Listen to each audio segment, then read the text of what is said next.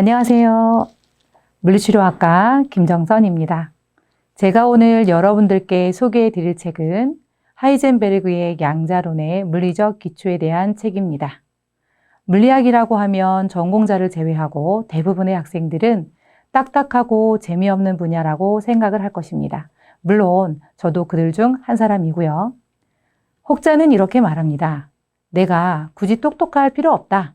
대신 똑똑한 친구를 곁에만이 두면 된다. 오늘은 그런 마음으로 여러분들에게 양자론, 양자물리학은 똑똑한 친구에게 맡기고 그 친구를 곁에 두고 싶은 마음으로 가볍게 이야기를 해보도록 하겠습니다. 오늘의 수업 목표입니다. 양자역학이 어떻게 출발하는지부터 양자역학을 이해하고 양자역학에서 중요하게 다뤄지는 기본 원리들에 대해서 몇 가지 살펴보겠습니다. 그리고 양자역학을 활용한 예가 우리 일상에서 얼마나 많은지 잠깐 살펴보도록 하고 또 나아가서 점점 우리가 살고 있는 이 세상에서 극복되어지는 질병이 있는 반면에 아직도 그 숙제를 풀지 못한 의학의 범위까지 양자역학에 기반하여 어떻게 적용할 수 있는지 이에 대해서 천천히 이야기해 보도록 하겠습니다. 옛날 그리스 학자들은 생각을 했습니다.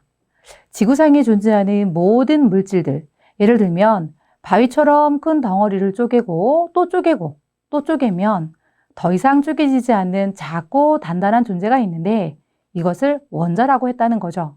하지만 이는 상상 속에서만 존재하는 것으로 생각했습니다. 그리고 또 그들은 생각을 했죠. 이 세상에 존재하는 모든 것을 보게 만드는 빛, 과연 그 빛은 파동일까? 아니면 입자일까? 우리가 잘 알고 있는 아이작 뉴턴은 빛이 입자라고 주장을 했는데 프리즘을 통해서 빛을 분리하거나 합하여 백색광을 만드는 것을 통해 이를 입증하게 됩니다. 만약 빛이 파동이라면 오른쪽 그림에서 보이는 것처럼 간섭무늬가 만들어지겠죠. 19세기 초에 영국의 물리학자 토마스 영은 빛의 이중 슬릿이라는 실험을 하게 되는데요. 슬릿이란 가늘고 긴 틈을 말하는 거고요. 만약에 빛이 입자라면 둘 중 하나의 틈만 통과를 해야 하고 파동이라면 두 개의 틈을 동시에 통과해서 뒤에 세워진 벽에 간섭 무늬를 만들 것이라는 거죠. 과연 결과는 어떠했을까요? 빛은 두 개의 틈을 동시에 통과해서 신기하게도 간섭 무늬를 만듭니다. 이후에도 여러 학자들에 의해 빛이 입자다, 아니다, 파동이다 논쟁이 지속되어 왔지만 우리가 아는 이 시대 최고의 과학자 아인슈타인이 아주 명료하게 정의를 합니다. 빛은 입자이면서 파동이다. 즉, 두 성질을 모두 갖고 있는 물질파라는 개념을 이야기하게 됩니다. 실제로 아인슈타인은 빛을 아주 강하게 때리는 실험을 통해서 전자가 밖으로 튀어나오는 것을 보고 빛이 입자이면서 파동이라고 하였는데 이를 광전 효과라 하였고 우리 실생활에서 쓰이는 태양광 패널이 이 바로 광전 효과를 이용한 아주 가까운 예라고 할 수 있습니다. 그렇다면 전자는 무엇일까요? 제가 처음에 이 세상의 물질이 더 이상 쪼개지지 않는 가장 작고 단단한 물질을 원자라고 말씀드렸는데요. 1897년 톰슨이라는 과학자가 최초의 원자 모형을 밝히기 위한 실험을 고안하면서 원자 안에 양극을 띠는 양전하와 음극을 띠는 전자가 들어있으며 양전하라고 하는 빵에 건포도 모양의 전자가 따닥따닥 박혀있는 원자의 모형을 만들어 노벨 물리학상을 수상하게 됩니다. 원자의 모형을 다시 한번 볼까요? 러더퍼드라고 하는 과학자는 가운데에 플러스 성질을 가지고 있는 원자핵이 있고 그 중심으로 마이너스 성질을 가지고 있는 전자들이 일정한 궤도를 돌고 있다고 했는데요. 전자가 궤도를 이동을 할 때 에너지를 잃거나 얻게 되는데 예를 들어서 전자의 궤도가 안으로 들어갈 때는 에너지를 잃고 또 밖으로 나갈 때는 에너지를 얻는다라는 거죠. 그러면 전자가 핵 주변 가까이에 점점 안쪽 궤도로 이동을 할 때는 에너지를 잃게 되고 계속해서 안쪽 궤도로 가까이 다가갈 때 결국 에너지를 잃은 전자는 플러스를 띠고 있는 원자핵과 서로 마침내 끌어당기게 되고 마이너스를 띠는 전자와 플러스를 띠는 원자핵이 결국에는 서로 부딪혀서 붕괴가 된다는 것입니다. 마치 오른쪽에 보이는 쥐불놀이 다들 아시죠? 자, 쥐불놀이를 할 때 줄을 잡고 있는 힘이 약해지게 되면 결국 손에서 빙글빙글 돌던 깡통이 궤도가 점점 작아지게 되고 나중에는 그 줄을 잡고 있던 손으로 그 깡통 속에 있던 모든 불덩어리가 쏟아지게 되면 우리는 아 뜨거워! 이렇게 외치게 되는 것처럼 붕괴가 된다는 것입니다. 그런데 닐스 보어라는 과학자는 원자핵을 돌고 있는 전자는 궤도를 유지할 때 에너지를 사용하지도 않고 일정한 궤도를 유지하고 있기 때문에 절대로 원자가 붕괴되는 일은 없다고 하였는데요. 이러한 전자가 유지되고 있는 상태를 정상 상태라고 하였습니다.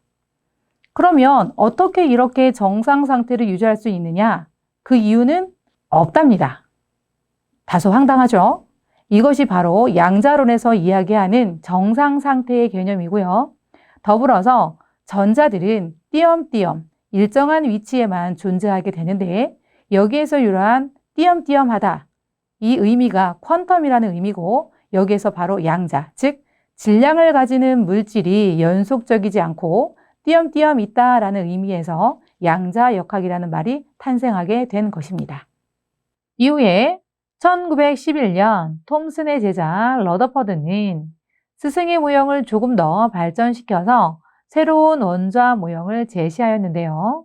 지금 우리가 자주 과학책에서 보던 원자의 모형이 만들어지게 되었다는 거죠. 잘 보시면 가운데 위치한 양성자 주변을 전자가 빙글빙글 도는 형태로 지금까지도 원자를 가장 잘 설명하는 대표적인 모형이 됩니다. 하지만 현대 양자역학에서 이 원자의 모형은 확률적으로만 전자가 존재한다는 의미로 구름 모형의 원자 모형을 다시 설명하게 됩니다. 또한 1927년 클린턴 데이비슨과 레터스 거먼은 토마스 영의 이중 슬립 실험을 전자에도 적용을 해보는데요. 토마스 영이 진행을 했던 이중 슬립 실험과 똑같은 형태의 장치를 만들어 놓고 이번에는 빛 대신 전자를 쏘게 됩니다. 그랬더니 그 결과 뒤에 세워진 벽에 빛을 쏘았을 때와 마찬가지로 파장의 형태를 띠는 결과를 얻게 된다는 거죠.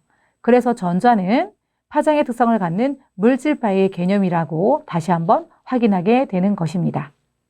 하지만 근대 과학자 중에서 가장 뛰어나다고 할 수 있는 하이젠베르그는 닐스 보어의 제자인데 닐스 보어가 다소 어이없이 이야기했던 정상 상태, 즉 고전 역학을 주장을 하고 있는 과학자들에게 다소 이해하기 어려웠던 이 정상 상태를 놀랍게도 행렬 역학으로 증명한 사람인데요.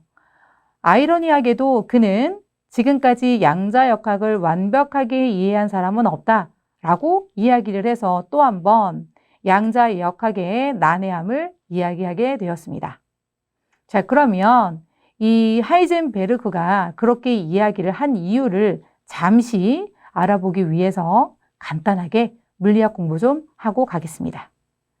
자, 그림에서 보시면 F는 ma, 어디서 많이 보신 것 같죠? F는 힘이라고 하는 것이고요.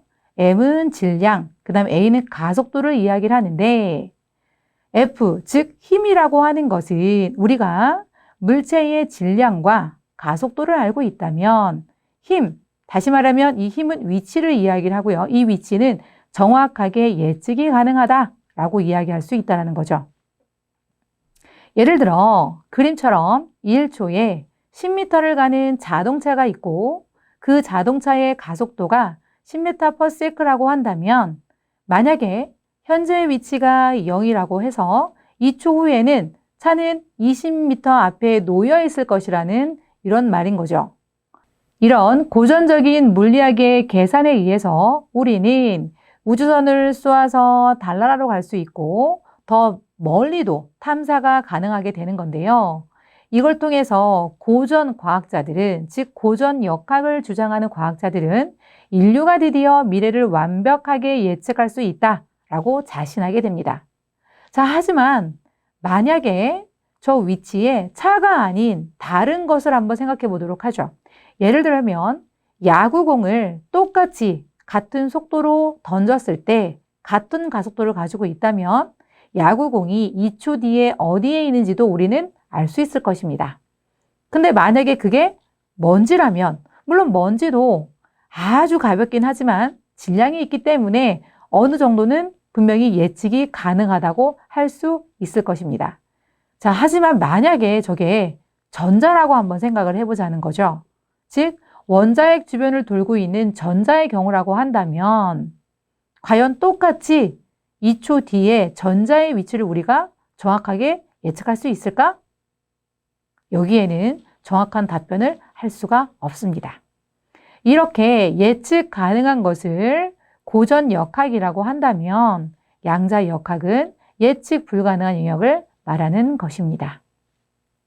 또한 고전역학에서는 어떤 입자의 위치와 속도를 정확하게 예측할 수 있는 반면에 양자역학에서는 두 개의 물리량, 즉 위치와 속도를 동시에 측정하는 것이 불가능하다고 하는데 이를 불확정성의 원리라고 합니다. 왼쪽 그림을 보시면 탁구공이 멈춰 있는 경우에는 위치는 알지만 어디로 움직일지, 즉 속도는 알 수가 없습니다. 반면에 오른쪽 그림은 어디로 움직이는지, 즉 속도는 알 수 있지만 나중에 어느 위치에 탁구공이 있을지는 알 수 없다는 것이지요. 물론 고전역학에서는 예측하는 것이 어렵지 않겠지만 만약에 저 공이 전자라면 속도와 위치를 아는 것이 불가능한데, 왜냐하면 측정, 즉 관측이라고 하는 것은 본다, 이런 개념이고 본다는 것은 반드시 빛이 물체에 맞고 튕겨 나오는 것을 우리가 보는 것이기 때문에 전자처럼 아주 미세한 미시적인 세계에서는 빛이 부딪히는 순간 전자 또는 원자는 변하기 때문이라는 것입니다. 또한 물질은 파동의 성질을 갖고 있기 때문에 상쇄 또는 중첩이 되는데 맨 위의 파장처럼 파장, 다른 말로 하면 속도라고 할 수 있고요. 파장을 알면 위치를 모르고 여러 개의 파동이 합해졌을 때 아래 그림처럼 점점 가운데로 파동이 커지게 되어서 그 위치는 대략 알 수 있지만 이때는 여러 개의 파동이 합해졌기 때문에 파장이 무엇인지를 알 수 없는 상태가 된다는 것입니다. 따라서 결국에는 입자가 어디에 있을지 그 위치는 확률로만 이야기할 수 있다는 것인데 이 또한 고전역학에서 이야기하는 정확한 예측이 가능한 고전역학자들에게는 다소 반발이 될 수 있는 그런 내용이라고 할 수 있겠습니다. 이렇게 아인슈타인을 중심으로 해서 미래는 예측 가능하다라고 하는 고전역학자들이 절대로 이해할 수 없다고 이야기하는 양자역학은 끊임없이 논쟁의 대상이 되었는데요. 양자역학에서 정상 상태를 행렬역학으로 증명했다고 했던 하이즌베르크와 고전역학에서 파동 방정식으로 이를 주장하고 있었던 슈레딩거를 본 하이젠베르그의 스승 보어는 아인슈타인이 어차피 빛이 입자이면서 파동이라고 이야기한 마당에 두 가지 방식으로 모두 설명하면 되는 것이지, 즉 두 방식이 모두 존재하면 되는 것이지 무엇이 이상한가? 이렇게 이야기를 했고요.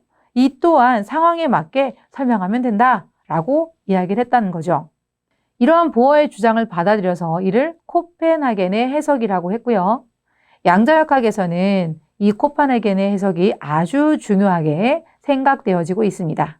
하지만 아인슈타인은 끝까지 코펜하겐의 해석을 받아들이지 못합니다. 이런 와중에 고전역학자 중에서 슈레딩거라고 하는 사람이 코펜하겐의 해석을 반박하기 위해 하나의 사고 실험을 주장합니다. 이것이 바로 유명한 슈레딩거의 고양이 사고 실험인데요. 사고 실험이라고 하는 것은 실제로 실험을 하는 것이 아니라 머릿속으로 상상하는 실험을 이야기합니다. 자, 보시면 밀폐된 상자에 고양이를 넣고 상자 안에는 1시간 이내에 50%의 확률로 붕괴가 될 수 있는 우라늄과 만약에 붕괴된 우라늄에 의해서 방사순이 검출되었을 때 그 방사선을 측정할 수 있는 개수기가 달려있는 상자를 같이 벽에 설치를 합니다. 그 개수기에는 손잡이가 달려있는데 만약에 붕괴된 우라늄이 측정이 됐을 때 그 개수기에 손잡이가 내려가게 되고 이 손잡이의 끝에는 망치가 또 붙어 있는데요. 이 망치는 바로 아래 독극물이 들어있는 유리병을 깰 수 있는 위치에 놓여지게 됩니다. 즉, 1시간 이내에 우라늄이 50%의 확률로 붕괴가 된다면 그 개수기에 연결되어 있는 망치가 독극물이 들어있는 유리병을 깨뜨리기 때문에 고양이는 죽거나 혹은 죽지 않는 50%의 확률로 존재한다라고 이야기를 하는 것이죠.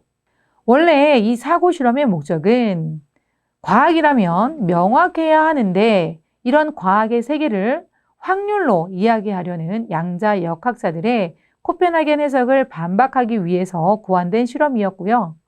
미시적인 세계에서 코펜하겐파가 이야기하는 관측하지 않는 한 어떤 상태인지 알 수 없으며 중첩 상태에 있다라는 이 주장을 한 방에 웃음거리로 만들 목적으로 고안된 사고 실험이었다는 거죠. 하지만 관측이라고 하는 것이 물질에 동시에 영향을 줄 수 있기 때문에 상자를 열어보기 전까지 고양이의 상태를 단언할 수 없으며 아무리 오랜 시간이 흘러도 상자를 열어보기 전까지는 고양이는 죽음과 삶이 중첩 상태에 있다라고 하는 코펜하겐의 해석을 오히려 가장 확실하게 뒷받침해주는 대표적인 사고 실험이 되고 맙니다.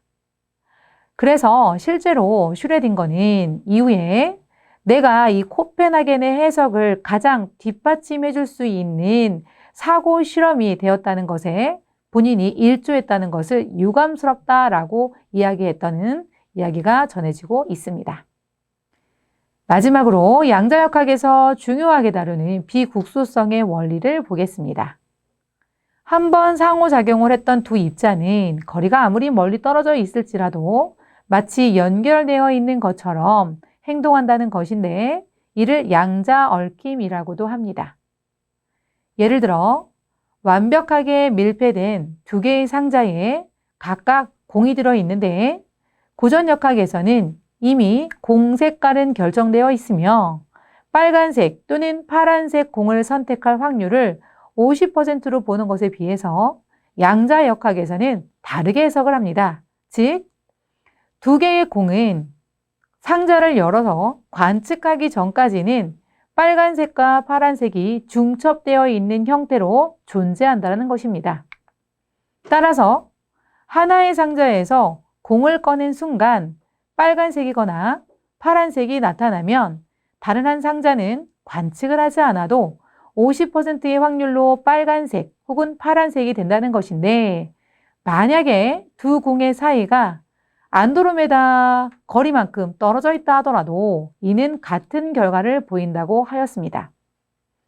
코펜하겐 학파는 이 역시 양자가 가지는 고유한 특성이라고 하였습니다.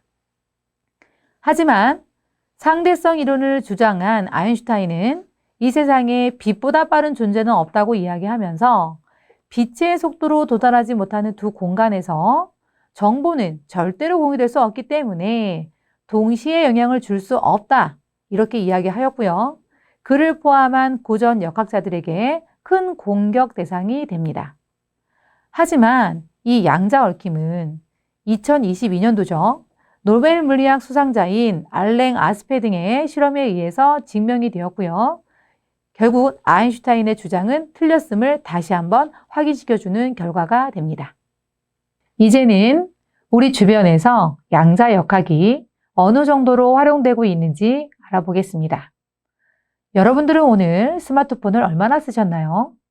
우리가 매일 사용하는 스마트폰이나 컴퓨터는 양자역학의 원리를 기반으로 작동하는 대표적인 장비입니다. 또 그림에서 보여주는 트랜지스터는 반도체 소재의 양자역학적 성질을 이용해서 전류를 제어하고 이는 컴퓨터 칩에서 정보를 처리하는 데 필수적이라고 합니다. 이젠 양자 정보통신을 보겠습니다. 양자 암호화는 정보를 안전하게 전송하는 데 양자역학을 활용합니다. 왜냐하면 양자역학에서 관측하기 전까지는 중첩 상태를 유지하기 때문에 암호가 해킹당하는 순간 그 암호는 다른 것으로 변하기 때문에 양자역학 분야에서 이야기하는 양자 얽힘의 원리를 이용하여 두 사용자 사이에 안전한 통신 채널을 만들 수 있는 것입니다. 다시 말하면 해커가 정보를 도청하려는 순간 정보가 변형되어서 도청이 발견되는 특성을 가지고 있고요. 이런 특성 때문에 양자 암호화는 굉장히 중요하게 다루는 국방 또는 금융, 나아가서는 보안이 중요한 모든 분야에서 많은 관심을 받고 있습니다. 지금 보시는 사진은 아까 말씀드렸던 태양광 패널, 그렇죠? 태양광 패널은 양자역학의 원리를 이용해서 태양 에너지를 전기 에너지로 변화시킨 것인데, 태양광 패널의 핵심 구성 요소인 태양전지는 양자역학적 효과를 이용해서 빛 에너지를 전기 에너지로 변환시켜주는 원리입니다. 자, 이제부터 그럼 잠깐 재밌는 이야기를 한번 해볼까요? 스탠포드 대학의 공대 교수였던 틸러는 사람의 마음을 담아둘 수 있는 특별한 장치인 의도각인 전자장치를 개발을 해서 고도로 명상을 수련한 사람을 대상으로 여러 가지 의도를 담은 실험을 수행했는데요. 한 그룹에게는 10에서 15분간 정신을 집중해서 물의 pH가 10배 증가해라 라는 의도를 장치에 심은 실험군으로 결정을 하고, 다른 한 팀에게는 아무런 의도로 심지 않은 대조군으로 만든 뒤에 두 개의 그룹을 비교했더니 정신을 집중해서 물의 pH를 10배 증가라고 했던 실험군의 물의 pH가 정말로 균일하게 증가하는 것을 보게 됩니다. 이는 마음의 파동장이 공명을 하면서 물의 양자 파동장을 통해 물을 변화시켜서 pH를 바꾼 것으로 해석했는데요. 마음은 뇌와 뇌의 양자 파동장과 함께 존재하는 것으로 알려져 있습니다. 하버드 대학의 심리학 교수인 맥더걸 교수는 미로찾기 훈련을 꾸준히 연습시킨 쥐가 이후 세대에 미로찾기에 대한 지식이 유전되는가에 대해서 연구한 결과, 처음에는 시행착오가 많았지만 22번째 세대에서는 그 시행착오의 횟수가 10분의 1로 눈에 띄게 감소되었다는 결과를 발표했는데요. 생각해보면 요즘에 어린아이들이 자전거를 배우는 속도가 제가 어렸을 때 배웠던 속도보다 엄청 빨라진 것을 보면 이 쥐의 실험과 마찬가지로 정말 마음이 유전되는 것이 아닐까라고 생각이 들기도 하는데요. 이 마음이 바로 양자 에너지로 이루어졌다고 합니다. 마음의 양자 파동장은 결맞음이 높은 상태가 되면 몸의 양자 파동장에도 영향을 주기 때문에 몸을 건강하게 해줄 수 있다고 하는데요. 그림에서 보시면 슬픔, 분노, 좌절의 주파수에 비해서 사랑 또는 감사, 기쁨 등 좋은 마음이라고 하는 것은 양자 파동장의 결맞음이 높은 감정이기 때문에 육체의 건강 증진에도 많은 도움을 준다고 합니다. 양자의학에서 사람은 물질적 구조 이외에도 양자 파동장과 같은 에너지 구조와 감정, 그리고 의식과 같은 마음 구조가 삼위일체를 이루게 되는데, 질병 진단에서도 육체 차원에서의 진단, 양자 파동장 차원에서의 진단, 마음 차원에서의 진단이 각각 필요하고, 생명체는 물론 바이러스 등도 고유의 양자 파동을 가지고 있기 때문에 이를 활용해서 질병 치료에 활용될 수 있을 거로 기대됩니다. 즉, 바이러스나 혹은 박테리아가 가지고 있는 고유의 양자 파동을 우리가 제대로 파악만 할 수 있다면 그 양자 파동을 교란시킬 수 있는 다른 파동을 가지고 적용할 수도 있고, 또는 건강한 세포에서 만들어지는 양자 파동이 어떠한 것을 갖고 있는지를 제대로 파악할 수만 있다면 그 양자 파동을 만들어줄 수 있는 기계를 발견하게 되면 그를 통해서 건강한 육체로 되돌릴 수 있다고 하는 것입니다. 원자 모형에서 전자가 하나의 궤도에서 다른 궤도로 이동하는 것을 양자 도약, 즉 퀀텀 점프라고 하는데요. 중간 과정을 거치지 않고 바로 다음 궤도로 이동하기 때문에 그렇게 이야기를 합니다. 우리 강동대 학생들도 100일 고전 지혜 융합 통찰력을 바탕으로 여러분들의 삶이 퀀텀 점프할 수 있는 멋진 기회로 만드시길 바랍니다. 이상으로 양자론의 물리적 기초에 대한 강의를 마치겠습니다. 자, 오늘 수업을 마치고 일상으로 돌아가면서 똑똑한 친구를 곁에 두었던 심정으로 아주 가볍게 주변을 돌아다 보시기 바랍니다. 자, 그러면 이러한 마음으로 양자역학이 어떻게 우리 삶에 영향을 미치고 있는지 한 번쯤은 다시 살펴보는 좋은 시간이 되셨으면 좋겠습니다. 수고하셨습니다.